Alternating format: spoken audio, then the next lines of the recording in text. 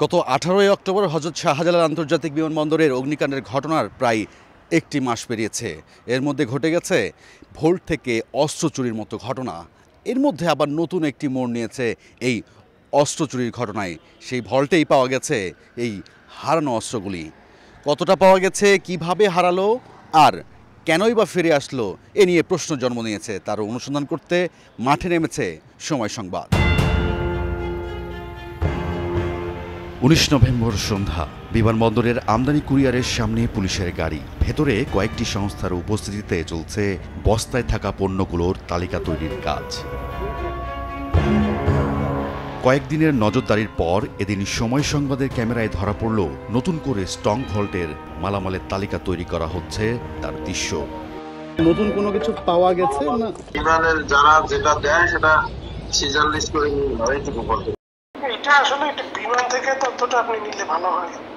Inventory তো ওরা করছে, আমাদের দিল আর কি, না কপি এখন পর্যন্ত নাই আমাদের কাছে। এসব বিষয় নিয়ে বিমান বাংলাদেশ এয়ারলাইন্সের সঙ্গে কথা বলতে গেলে তাদের কোনো কর্মকর্তাই আমাদের সাথে কথা বলতে রাজি হননি। ঘটনার এতদিন পর আবারও কিসের তালিকা তৈরি হচ্ছে? দীর্ঘ অনুসন্ধানের পর জানা যায় সেই বস্তায় ছিল কয়েকটি পিস্তল ও বেশ কিছু অস্ত্রের ভাঙা অংশ। এদের মধ্যে ব্যারেট্টা মডেলের পিস্তল ও অন্যান্য মডেলের বেশ কিছু অস্ত্রও পাওয়া যায়। এসবই হারিয়েছিল সে সময়। প্রশ্ন হলো, অস্ত্র কি এখানেই ছিল নাকি গায়েব করার পর আবারও ভল্টে যত্ন করে রেখে দেওয়া হয়েছে?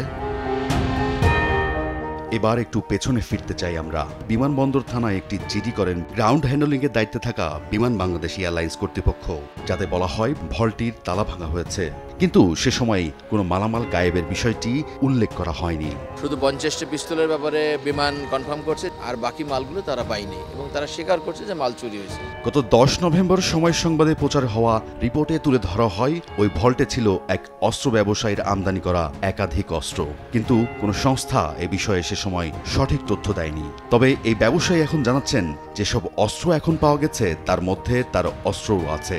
তার দাবি 16টি পিস্তলের খবর তাকে জানানো হলেও এখনও মেলেনি 20,000 বুলেটের সন্ধান। বিমানের জিএম সাহেবের সাথে আমি ফোন দিয়েছিলাম, উনি বলছেন যে উনি শুনেছেন। জানতে পারলাম যে 16টা পিস্তল গতকালকে পুলিশ সিজার লিস্ট করেছে, এটুকু জানতে পেরেছি। এত কিছুর পরও বিমানবন্দরের অগ্নিদগ্ধ স্থান, এমনকি বিমানবন্দরের নিরাপত্তা নিয়ে উদাসীনতা লক্ষণীয়। দিনের আলোতে বাহিনীগুলোর নিয়মিত টহল জারি থাকলেও রাত হলেই ভুতুড়ে পরিবেশ কুরিয়ার সেকশন জুড়ে।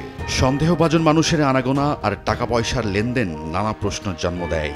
এমনকি সিভিল এভিয়েশনের নির্ধারিত ময়লা ফেলার স্থান, তার ভেতরের এই দৃশ্য। স্ট্রং ভোল্টটি যেখানে ছিল তার 100 মিটারের মধ্যে দেয়ালের অংশ ভাঙা তো বটেই, পুরো দেয়াল জুড়ে থাকলেও কিছু অংশে নেই কাঁটাতারের বেড়া। রাইদুল ইসলাম শুভ, সময় সংবাদ, ঢাকা। মা, পিম্পল 5 দিনেই চলে যাবে। যাবে না মা। যাক, নিমের 5 অংশের পাওয়ারে 5 দিনেই দূর হবে পিম্পল। হিমালয়া পিউরিফাইং নিম ফেস ওয়াশ।